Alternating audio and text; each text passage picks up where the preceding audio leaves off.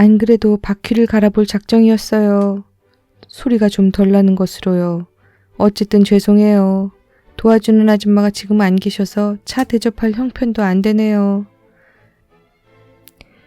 여자의 텅 빈 허전한 하반신을 덮은 화사한 빛깔의 담요와 휠체어에서 황급히 시선을 떼며 나는 할 말을 잃은 채 슬리퍼 든 손을 등 뒤로 감추었다. 안녕하세요. 달고나입니다. 오늘은 소설가 오정희의 단편소설 소음공해를 한악의 해수욕장의 낙조를 바라보며 읽어볼까 합니다. 소설은 현재 중학교 국어 교과서에 수록되어 있기도 한데요. 무척 길이가 짧은 단편 소설입니다. 이 소설의 묘미는 마지막 부분의 반전에 있지 않을까 합니다. 주인공은 장애인 시설에서 자원봉사하는 것을 무척 뿌듯해하는 캐릭터입니다. 그런데 생각지도 않게 새로 이사온 위층 이웃이 일으키는 소음 때문에 무척 화가 나요. 인터폰으로 직접 항의도 하다가 결국 직접 찾아가기까지 하죠. 그런데 결정적 반전이 주인공의 눈앞에 펼쳐집니다. 윗집 소음의 주범은 바로 휠체어의 바퀴 소리였던 것이었어요. 결국 들고 갔던 슬리퍼가 부끄러워 손을 감추고 말죠. 그런 것 같아요.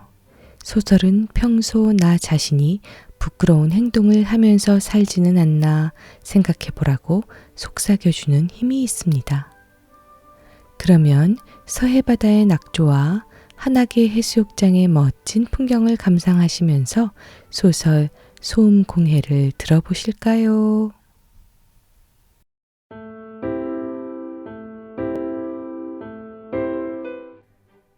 집에 돌아오자마자 뜨거운 물로 샤워를 하고 실내복으로 갈아입었다.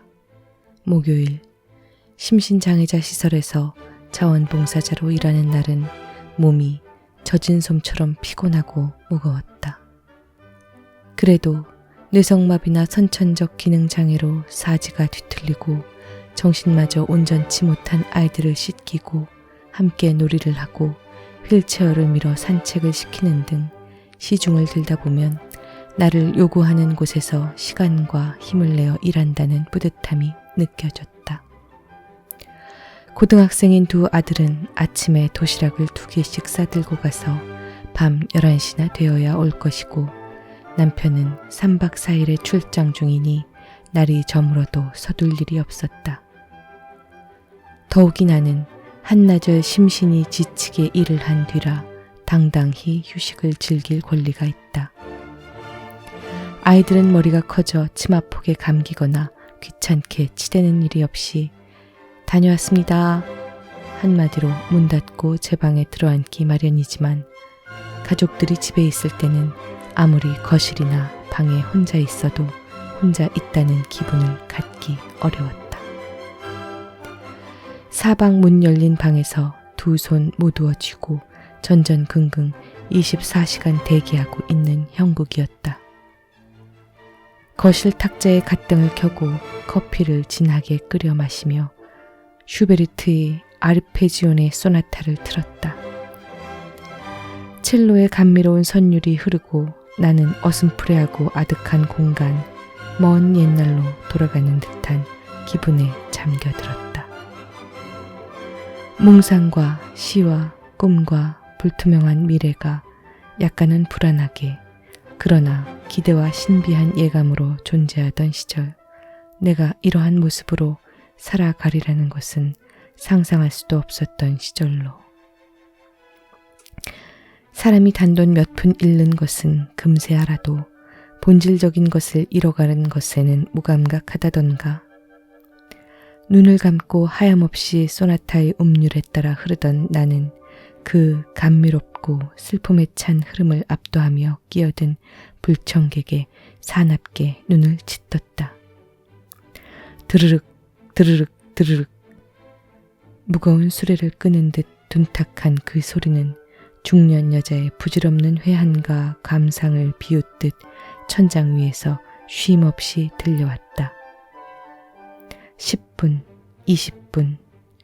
초침까지 헤아리며 천장을 노려보다가 나는 신경질적으로 전축을 껐다.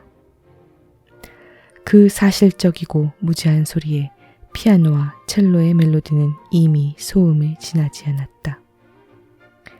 하루 이틀의 일이 아니었다. 위층 주인이 바뀐 이래 한 달 전부터 나는 그 정체 모를 소리에 밤낮 없이 시달려 왔다. 진공 청소기 소리인가, 운동기구를 들여놓았나, 간의 공장을 차렸나, 식구들마다 온갖 축측을 해보았으나 도시 알 수 없는 일이었다. 도깨비가 사나봐요. 롤러스케이트를 타는 도깨비. 아들 녀석이 처음에는 머리에 뿔을 만들어 보이며 히히덕거렸으나 자정 넘도록 들려오는 그 소리에 드디어 짜증을 내기 시작했다. 좀채 남의 험구를 하지 않는 남편도 한 지붕 아래 함께 못 살 사람들이군 하는 말로 공동생활의 기본적인 수칙을 모르는 이웃을 나무랐다. 일주일을 참다가 나는 인터폰을 들었다. 인터폰으로 직접 위층을 부르거나 면대하지 않고 경비원을 통해 이쪽 의사를 전달하는 간접적인 방법을 택한 것은 상대방과 자신에 대한 품위와 예절을 지키기 위해서였던 것이다. 나는 자주 경비실에 전화를 걸어 한밤중 조심성 없이 화장실 물을 내리는 옆집이나 때없이 두들겨대는 피아노 소리, 자정 넘어서까지 조명등 쳐들고 비디오 찍어가며 고래고래 악을 써 삼동네 잠을 깨우는 함지나비의 행태 따위가 얼마나 무교양하고 물상식한 짓인가 등등을 일깨워 주었다. 그러고는 소음공해와 공동생활의 수칙에 대해 주의를 줄 것을 선의의 피해자들을 대변해서 강력하게 요구하곤 했었다. 직접 대놓고 말한 것은 아래층 여자의 경우뿐이었다. 부부싸움을 그만두게 하라고 경비실에 부탁할 수는 없는 것이 아닌가. 남편이 오퍼상을 한다는 것, 돈과 여자 문제로 부부싸움이 잦다는 것은 부엌 옆 다용도실의 홈통을 통해 들려온 소리 때문에 알게 된 일이었다. 홈통은 마이크처럼 성능이 좋았다. 부엌에서 일을 할라치면 남자를 향해 퍼붓는 여자의 앙칼진 소리들을 싫어도 들을 수밖에 없었다. 엘리베이터에 단둘이 타게 되었을 때 나는 여자에게 부엌이나 다용도실에선 남이 알면 거북할 얘기는 안 하는 게 좋다고 조용히 말했다. 여자가 자꾸 남편의 자존심을 건드리고 약점을 잡아 몰아대면 남자는 더욱 밖으로 돌기 마련이라고, 알고도 모르는 채 속아주기도 하는 게 좋을 때도 있는 법이라는 충고를 덧붙인 것은 나이 많은 인생 선배로서의 친절이었다. 여자는 차갑게 굳은 얼굴로 명심하겠노라고 말했지만 다음부터는 인사는커녕 마주치면 괴물을 보듯 아예 고개를 돌려 버리곤 했다. 위층의 소리는 멈추지 않았다. 드르륵거리는 소리에 머리카락 오리 진저리를 치며 곤두서는 것 같았다. 철없고 상식 없는 요즘 젊은 엄마들이 아이들에게 집 안에서 자전거나 스케이트보드 따위를 타게도 한다는데 아무래도 그런 것 같았다. 인터폰에 소화기를 들자 경비원의 응답이 들렸다. 내 목소리를 알아채자마자 길게 말꼬리를 내리며 지레 짚었다. 귀찮게 성가셔하는 표정이 눈앞에 역력히 떠올랐다. 위층이 또 시끄럽습니까? 조용히 해달라고 말씀드릴까요? 잠시 후 인터폰이 울렸다. 충분히 주의하고 있으니 염려 마시랍니다. 경비원의 전갈이었다. 염려 마시라고? 다분히 도전적인 저희가 느껴지는 전원이었다. 게다가 드르륵 드르륵 소리는 여전하지 않은가? 이젠 한판 싸워보자는 얘긴가? 나는 인터폰을 들어 다짜고짜 909호를 바꿔달라고 말했다. 신호음이 서너 차례 울린 후에야 신경질적인 젊은 여자의 응답이 들렸다. 아래층인데요. 댁이 그런 식으로 말할 건 없잖아요. 나도 참을 만큼 참았다고요. 공동주택에는 지켜야 할 규칙들이 있잖아요. 난 그 소리 때문에 병이 날 지경이에요.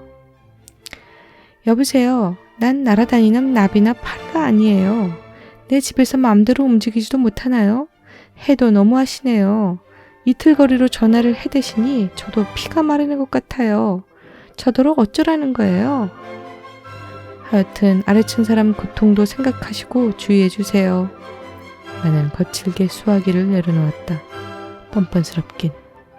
이젠 순 배짱이잖아. 소리내어 욕설을 퍼부어도 화가 가라앉지 않았다. 그렇다고 언제까지 경비원을 사이에 두고 하랍신다, 하신다더라 하며 신경전을 펼 수도 없는 일이었다. 화가 날수록 침착하고 부드럽게 처신해야 한다는 것은 나이가 가르친 지혜였다. 지난 겨울 선물로 받은 아직 쓰지 않은 실내용 슬리퍼에 생각이 미친 것은 스스로도 신통했다.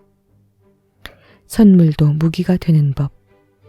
발소리를 죽이는 푹신한 슬리퍼를 선물함으로써 소리를 죽이라는 메시지와 함께 소리로 인해 고통받는 내 심정을 간접적으로 나타낼 수 있으리라. 사려 깊고 양식 있는 이웃으로서 공동생활의 규범에 대해 조곤조곤 타이르리라. 위층으로 올라가 벨을 눌렀다. 안쪽에서 누구세요? 묻는 소리가 들리고 10분 가까이 지나 문이 열렸다. 이웃 사촌이라는데 아직 인사도 없이 등등 준비했던 인사말과 함께 포장한 슬리퍼를 내밀려던 나는 첫 마디를 뗄 겨를도 없이 우두망찰했다. 좁은 현관을 꽉 채우며 휠체어에 앉은 젊은 여자가 달갑잖은 표정으로 나를 올려다보았다. 안 그래도 바퀴를 갈아볼 작정이었어요. 소리가 좀 덜 나는 것으로요. 어쨌든 죄송해요. 도와주는 아줌마가 지금 안 계셔서 차 대접할 형편도 안 되네요. 여자의 텅 빈 허전한 하반신을 덮은 화사한 빛깔의 담요와 휠체어에서 황급히 시선을 떼며 나는 할 말을 잃은 채 슬리퍼 든 손을 등 뒤로 감추었다.